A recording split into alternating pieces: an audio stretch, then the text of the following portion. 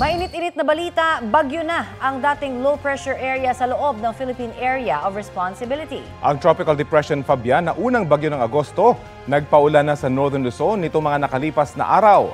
Namataan niyan ng Pag-asa 145 kilometers kanluran ng Sinait, Ilocos Sur kaninang alas 8 ng umaga.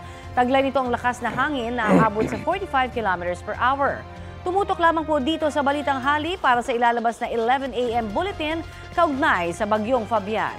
Mas malakas naman ang bagyo na nasa labas ng Philippine Area of Responsibility. Isa itong tropical storm na may international name na Podul.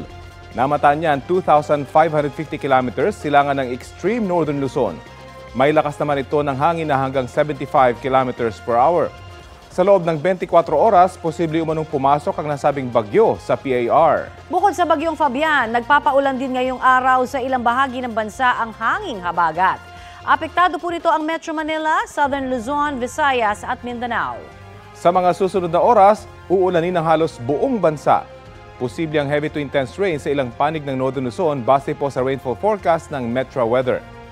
Umaga bukas, asahan ng ulan sa ilang bahagi ng Southern Luzon at Visayas. Uulanin na ang ilang pang panig ng bansa pagsapit ng hapon at gabi. Mataas muli ang tsansa ng ulan sa halos buong bansa sa linggo bandang hapon at gabi. Uulanin din ang Metro Manila ngayon pong weekend.